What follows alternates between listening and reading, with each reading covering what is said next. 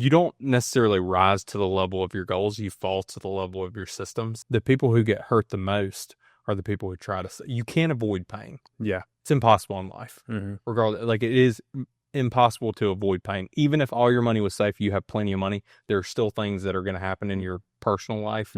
But if you try to avoid financial pain at all costs, you end up creating more financial pain in the future. Welcome to the show. This is the Build Big, Live Bigger podcast. This is where you get real clarity about retirement so you can build a plan that blesses your life instead of becoming it. We'll share what you need to hear to replace worry with confidence, protect what you've built, and actually live your dreams, not your fears in retirement. Let's dive in. So I got to open with, I recently did something that was fairly life-changing. I got LASIK eye surgery. Awesome. So I did not know how it was going to go. I walk into the room and they sit us down and they're like, you could go blind in this procedure. Really? Yeah, that's basically what the doctor, so It's not good bedside manner. Yeah. And he was like, hey, you know, do you guys mind if I disclose things about each of your eyes? I got to say that for hip hop. We were like, no. So he goes through the room, talks about each of our situation, and he gets the end of it. And he's like, I do have to tell you, like, you could go blind, but we've done this over 100,000 times and we've never had anyone go blind. So, you know, it kind of made me think about investing, right? All the disclosures. Yeah. Required disclosure. Yeah. Probably. Yeah. It was a required disclosure, but you know, we've done this 1,000 times.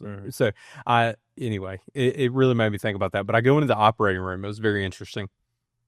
And they put my eye in this like suction thing and like my eyes bulging out. And Are you awake during this? Yes. Wow. You're awake. This is the first time I'd ever taken a narcotic. And they were like, would you like a Xanax or would you not like a Xanax? I was like, if you're cutting my eye, give me the Xanax. And so whatever you got. Yeah.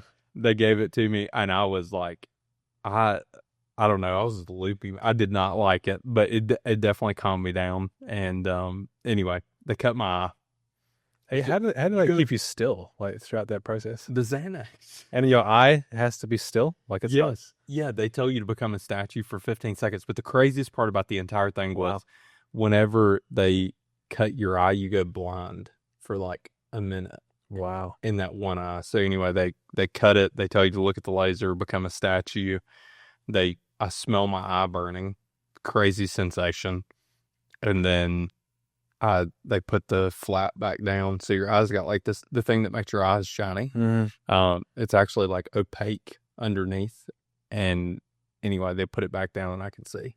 Goodness gracious. Yeah. But it was very blurry. I get home and then that next morning, I've had to wear glasses. I called my mom. I was like, hey, how long have I had glasses? She was like, you had to get them when you were 4. So ever since I've been 4 years old, I've not been able to see without any sort of. As long as you can remember. And I woke up Saturday morning and I looked out my window and we live on a golf course. So I look out the window and I can see the house, the porch across the fairway. And tears started to come into my eyes. It was like it was the craziest thing in the world. But like that transformative experience, I was like, oh my gosh. And it made me think about, you know, some of the times whenever we'll deliver plans to clients, like they'll get emotional. And nice segue there. Yeah. It's like they can see how it's going to work for the first time. And, you know, I don't have that sense of, you know, because I'm not 60. Right. So I don't have that fear of, you know, running out of money, but I could relate it for the first time to like not being able to see to being able to see. And I was like, I feel like I can finally like relate with that transformative experience for the first time to it at a deep level. You have clarity. Yeah. Right. And you have that vision. Yeah. Well, an extreme, they tested me today and I have 20/20. So that's amazing. Exciting. And I actually found out 20/15 is technically better vision. I did not really. That. Interesting. Yeah. So anyway, that must be rough. Yeah, but it's okay. Now I don't have to wear contacts anymore. Although my left eye is I have like blood vessels that popped in my eye. But anyway, yeah, it'll be everything. Yeah, it was a very cool experience, but it was transformative, and I was like just blown away by the experience. So, segueing into our topic today, we're going to talk about inflation. What did you title this episode? Didn't you title it something? The Inflation Defense Plan. Okay. Right? there we go. Well, these are some of the notes that you sent me. We're collaborating on it. Yeah. So, well, the reason why I came up with this title is we live in a gated neighborhood, Samantha and I do, and I took our son. We ran out of milk. He's not even 2 yet, but I went down to the market in our neighborhood, and I got a gallon of milk, and it's not on the menu, so keep that in mind. It's not like you're able to go and buy a gallon of milk. But I went up there and I was like, "Hey, do you guys have a gallon of milk in the back? Can I pay for it?" Mm-hmm. They were like, "Yeah." I get the bill for the gallon of milk. It was $25. What? For a gallon of milk. That's crazy. That's insane. But that's like ultra convenience pricing, Right, yeah. But in the right place. I was that same morning, I was thinking about what we were going to talk about on the podcast today. And I was like, we got to talk about inflation. Mm-hmm. Like, I can't imagine, 10 years ago paying $25. Oh, yeah, well, that's the silent killer, right? Yeah. So a lot of people never think about inflation, how it's going to affect them. They think, hey, I need to take, $5,000 a month out of my portfolio and just keep it straight line, when in reality, the cost of goods and services goes up every year. Mm-hmm. So we're going to talk about some of the dead weight. What are some of the boat anchors in your portfolio that you may not know about? How do you need to properly plan for inflation over time? And yeah, it's something that I think a lot of people generally may have the concern, but they don't know what to do about it. Mm-hmm. So talk about one of the first things. I know you have put in your notes, cash, but let's just hit on that, because I think that that's probably one of the areas where retirees may have way too much in cash just as a safety net, but they don't realize what it's doing to them on the back end with inflation. Yeah, for sure. So inflation has always been the silent killer of people's plans, and they don't really realize it until enough time passes. And then in hindsight, like, man, things are getting so expensive. Why is that? And it's really killing their plan in a way. So you need to be prepared for that. That's why we build it in. But when it comes to every bucket that you have, you want to be at least keeping inflation in the back of your mind. You know that is happening, that is an effect. But when it comes to cash, the first bucket, you need to have that at least working for you in some kind of capacity. Like, for instance, if you had $200,000 sitting around, it's at least good to put a good chunk of that into like a money market fund.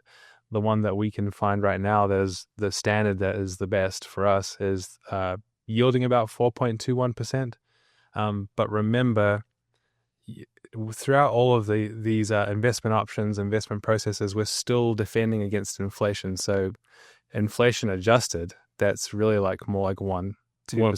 Yeah, right. Somewhere around there. And a lot of people think they're making a good jump from, 0% in your checking account to 4.2% in a money market, but still money market does not keep up with the rate of inflation. If you project money market over the last 20 years, it's made 1.36% on average. So you need to look at different avenues to make money rather than that. So even in cash, you can have it working for you in some capacity if you need that much cash, if you feel like you need that much. But also we've seen people that have had way too much in cash. And if you a crazy amount. Yeah. Like, I would say over the years, I've seen, 30 retirees come in and they've had over $1 million just in a savings account at the bank.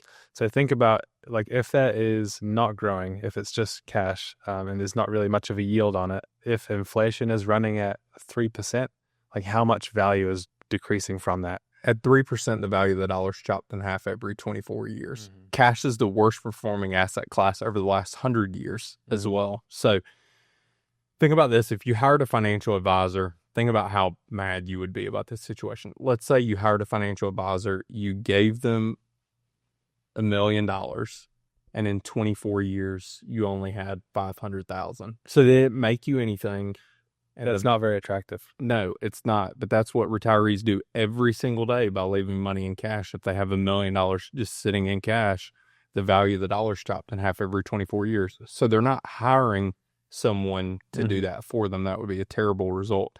But they're doing it to themselves, where that $1 million today in 24 years, not based on future inflation rates, based on historical inflation rates, would only be worth $500,000. but the balance at the bank still says $1 million. It just doesn't have the same purchasing power. Yeah, you have half the purchasing power at that point. So, right. So I think the key here is you want to put money to work, right? Your money should be working as hard for you as you worked for it. And that's the general thing. So a lot of people don't even understand why it's a concern that you would have money in cash. They're like, oh, I have $1 million in cash. I don't have anything to worry about. When in reality, they're shooting themselves in the foot. Mm-hmm. So that's step one. Step two is, okay, well, how do you protect against that? It would be through the right asset allocation. Mm-hmm. So just hit on prudent investor rule and kind of what our thoughts are there, and then what you could look at for different investment vehicles. Yeah, for sure. It's inflation. So as I understand it, prudent investor rule is, as advisors, we need to invest in the way that is truly best for you and in a sense that we can relate to it. And we also use the rule of 100 for allocation. So essentially, this is just a rule of thumb. We do run it in our softwares to make sure that it's correct. But if you take your age and take that away from 100, that'll be the growth section, or the growth percentage that should be working for you. Outside of that, you should have it in safe assets. And that's a general rule of thumb. So if you're 60, you should have 60% of your assets that are safe and 40% in the stock market. That's about right. But again, we run it through our softwares. We compare it to, how much income do you need from that portfolio along with other income streams. Yeah, and that can change, right? If you have a retiree, for instance, who has a pension, the rule and their needs are met every month, the rule of 100 is open to change. Yeah, and it can depend on your risk tolerance, like how you feel about volatility as well. So that comes into play when we design the portfolios. Right. So let's go over why is it so important to have money in the market? Like if you look at inflation rates are at 3%. If you're not, on average, I see most retirees make about 7% across the board. That's kind of industry standard for what we see people making when they come into our front door. When in reality, if they're only making 7 and they are losing 3 to inflation, they're netting like 4, which is not very good. Yeah. So, in real terms, their money's growing at 4. Yeah, and ideally, why is it important that you make more than 7? And in no way, shape, compliance is listening to this. So in no way, shape, or form are we saying, there's no guarantees. Yeah, there's no guarantees. But you have to understand why it's such a priority to make more than that. Because think about 10 years ago when you walked into the grocery store. If you spent $100 on groceries 10 years ago, what you're walking out that door with, how many bags you have in your hand. Oh, it's crazy. As you're walking to the car versus today, well, let's go. You put your groceries in the car, you're walking in the front door to your house. And the reason why I know this weighs less is I'm a one tripper. Have you ever heard of a one tripper? But no, is it one trip per certain amount of time? You don't like to go very often? No, he's from New Zealand. He doesn't know what this is. I don't know. A one tripper is when you get home from the grocery store, you carry all of your groceries in one gallon. I can relate to that. I don't want to make a second trip. My fingers are turning blue sometimes. I used to. Now, when you spend $100 on groceries, it's one tripping's easy. Yeah, but exactly. Apparently, over the past 5 years, because there was that big spike in inflation, prices have increases by roughly around 22% or so. But I mean, that's like nationally on average. We see in some areas it's increased a whole lot. So essentially $1,000, if that could get you 6 grocery shops, now it can only get you 5. Yeah. So that has a big impact on your life. And project that out over the next 10, 20 years, 30 years, if you're a retiree, going into retirement and you're wanting to put together a plan that needs to be accounted for. I do have a potential solution to fix inflation. What's that? So we go to the Old South way. The Old South way is we have everybody in our state buy a bunch of saltine crackers and buying sausages. And we just, protest the grocery stores for a month. Don't buy anything. The food will spoil. It'll get bad. They'll have to lower the price. I guess so. I'm not doing that. That's funny. But in general, you have to realize that it is something that you need to work towards. The other thing is, you need to factor it into your plan.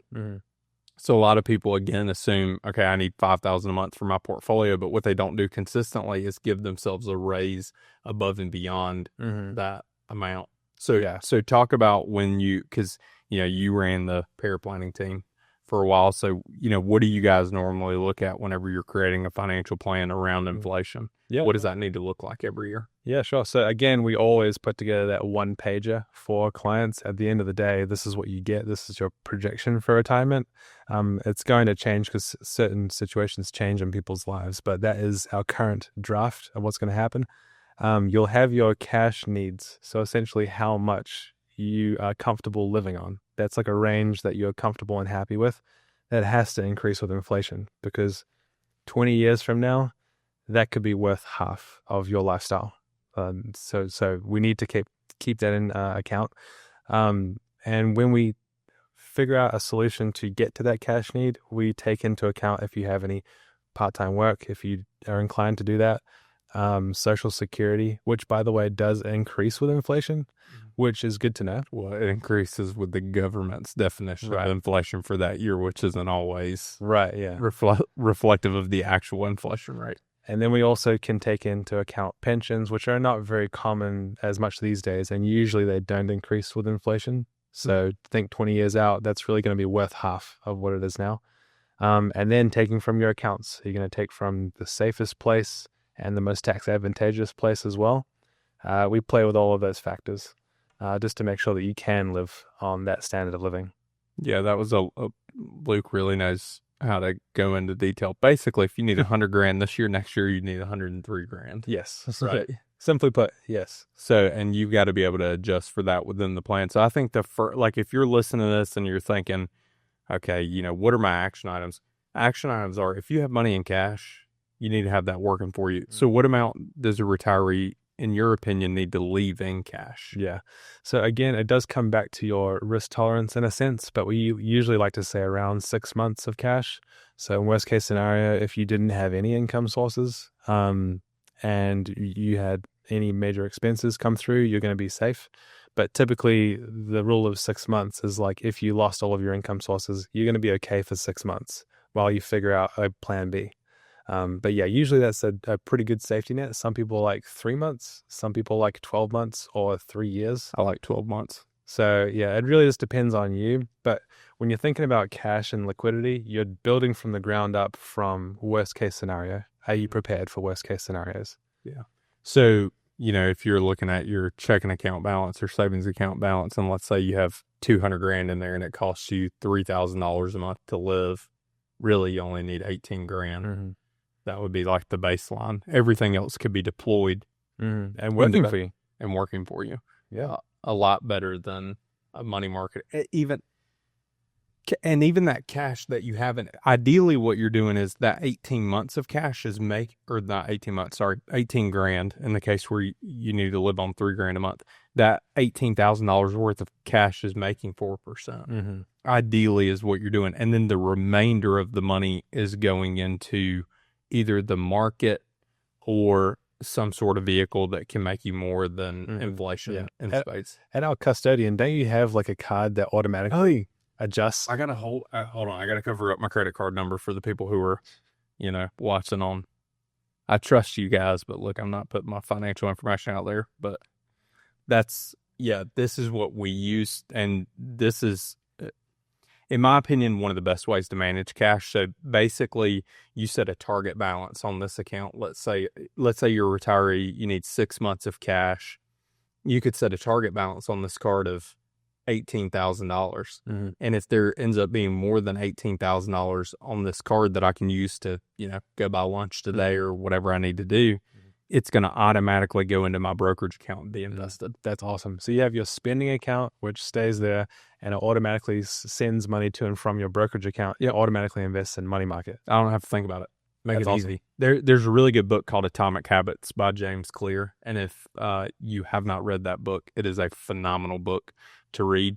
But it talks about how to create really good habits. And a part of, you don't necessarily rise to the level of your goals, you fall to the level of your systems. So if you can create a system, kind of like what I'm saying there with a cash balance account, you can make this easy, where you don't even have to think about it. And especially like, in my case, being an entrepreneur, right, your income fluctuates greatly. So if I receive a deposit, basically it's going to automatically, replenish my brokerage account. So if the deposits are too much, that money's going to go into my brokerage account. If it's not enough, it will actually liquidate some of the money market that I own and replenish the card. So that's a really great way to manage cash. And for a retiree, we do that for a lot of our clients where, let's say they do need $5,000 a month. You can set a target balance on that card of $5,000 a month. Anything above and beyond that, more than likely you're not going to spend it in a month. So just push that money out. So that's one way to do it. I do want to talk about one other hack. I think we talked about this a little bit in our travel video that we did, but ideally, anytime you're spending money on anything, as long as there's not some crazy credit card processing fee, you want to use your credit card.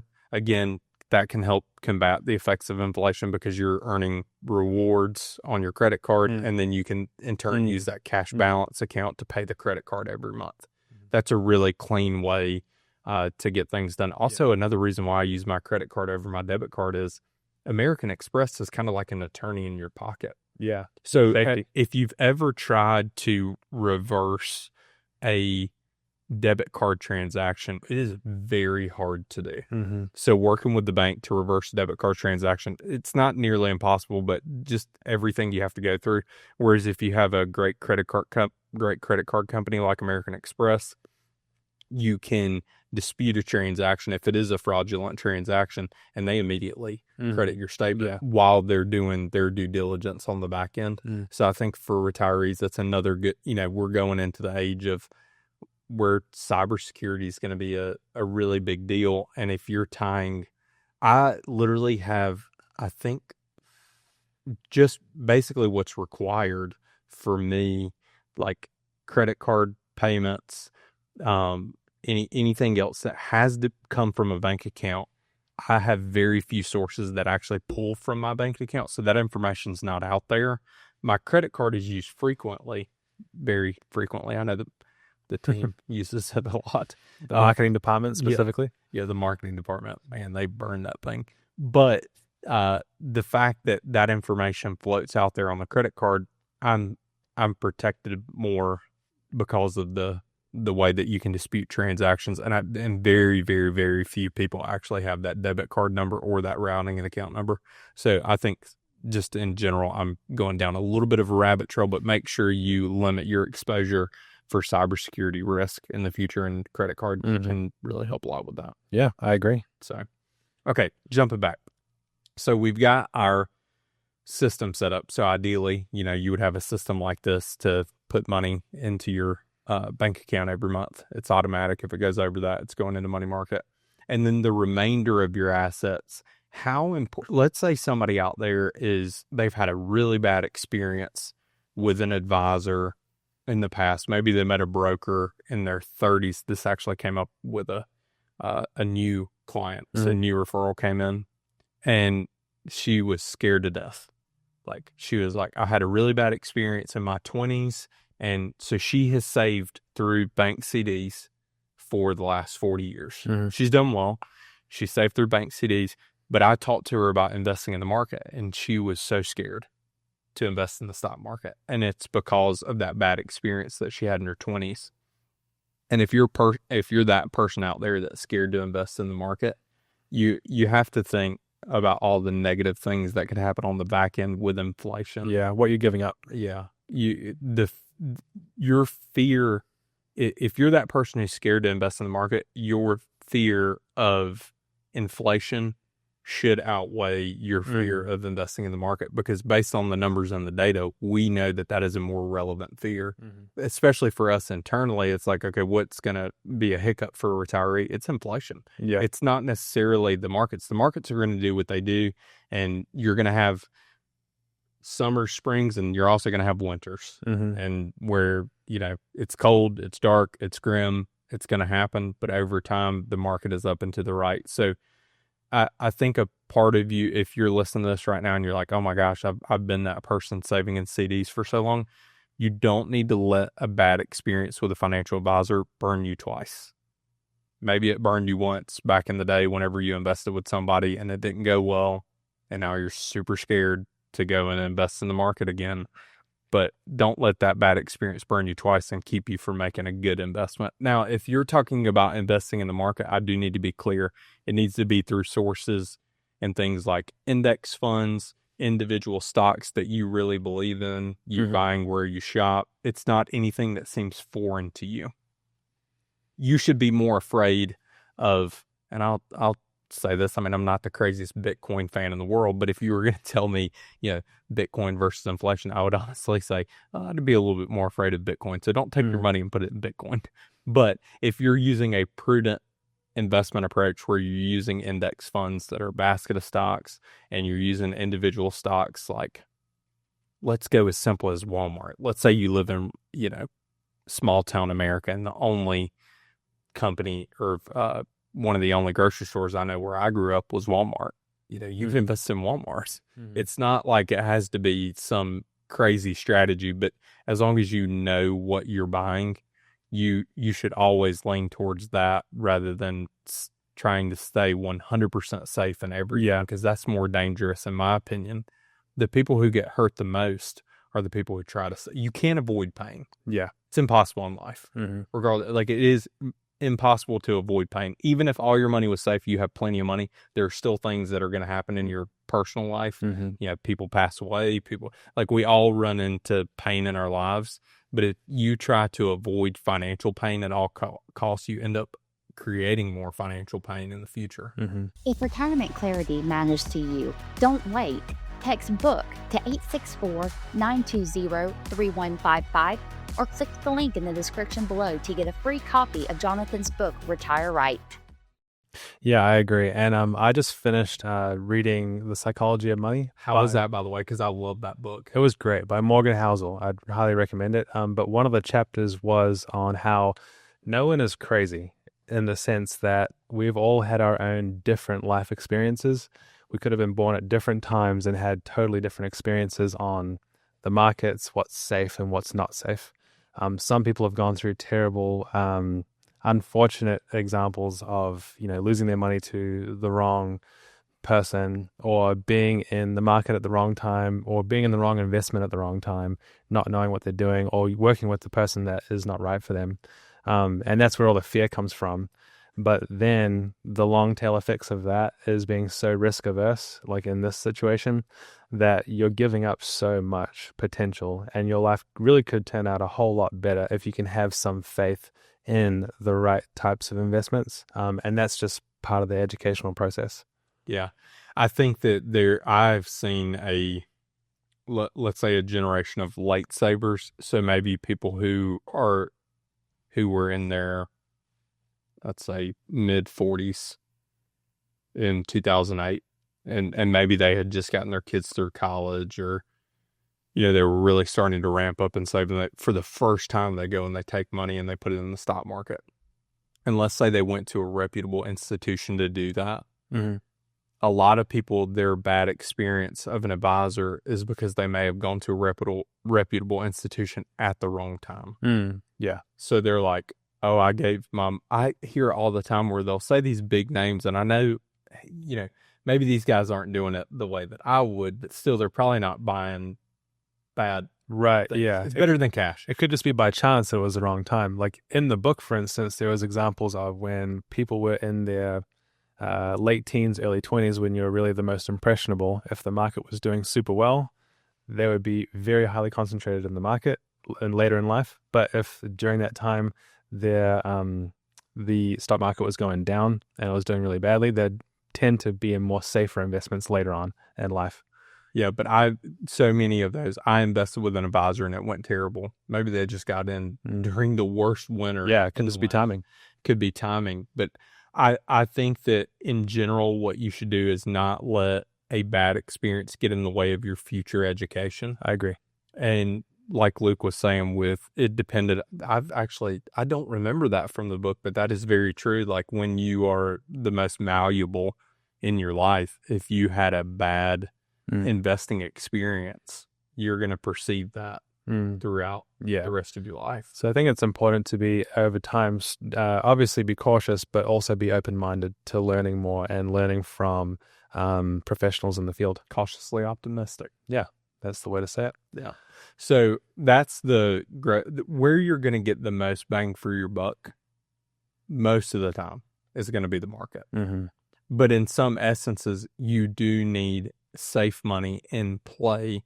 So if you are making, 7% across your total portfolio, really what we look at is, you should be, based on average market returns, low double digits. But if you look at the S&P, so the idea is you get as close to the S&P as possible. You should be, let's just say 10%. You should be making 10% on your money in the stock market.